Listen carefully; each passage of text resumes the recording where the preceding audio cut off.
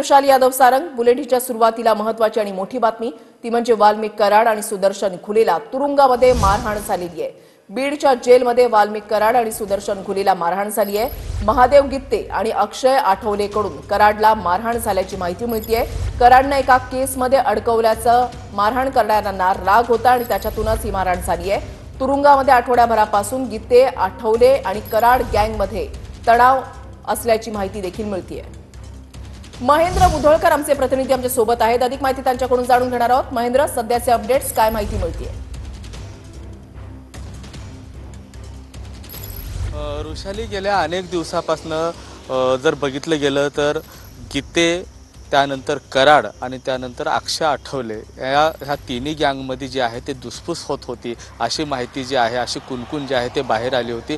याबद्दल प्रशासनाला देखील हे माहिती आली आणि त्यामुळे वाल्मिक कराड यांचा जो बॅरक आहे तो बॅरक इतर जे कैदी आहेत, बंदिवान आहेत त्याच्या बाजूला हे बॅरक आहे आणि त्या बॅरकच्या समोर जर बघितलं तर पोलीस जे संरक्षण आहे ते सगळ्यात मोठ्या पद्धतीने लावण्यात आलेला होता।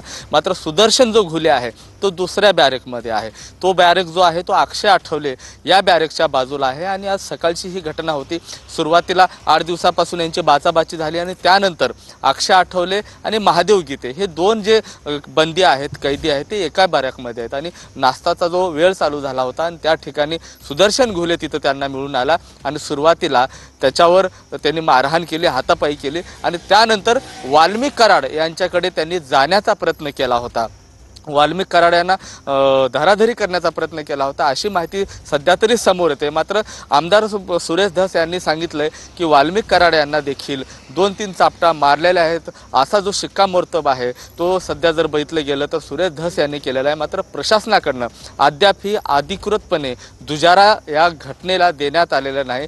काही सूत्रांच्या माहितीनुसार आणि सुरेश धस यांनी सांगितलेल्या माहितीनुसार ही बातमी आता सध्या बाहेर आलेली आहे। मात्र परिसरामध्ये जर बघितलं तर तणाव निर्माण झालेला आहे। त्या ठिकाणी अतिरिक्त कुमत जो आहे पोलिसांचा त्या ठिकाणी आता सध्या तरी पाठवण्यात आलेला आहे। आता बघावं लागेल या घटनेनंतर वाल्मिक कराड असतील, सुदर्शन घुले असेल, या सगळ्या आरोपींना आता शिफ्टिंग केली जाते का, कैद्यांना अमरावतीच्या किंवा नागपूरच्या कारागृहात हलवण्यात येतं का हे पाहावं लागणार आहे। तशी मागणी देखील सुरेश धसांनी आताच काही वेळापूर्वी केलेली होती। जर अशी घटना जर तिथं घडत असेल तर इथल्या जे कैदी आहेत त्यांना तात्काळ या कारागृहातून काढून अमरावती किंवा नागपूरच्या कारागृहात शिफ्ट करावं अशी त्यांनी मागणी केलेली आहे। मात्र जे प्रशासनाची आता जे याच्यावर काय भूमिका आहे हे आता थोड्याच वेळात स्पष्ट होणार आहे।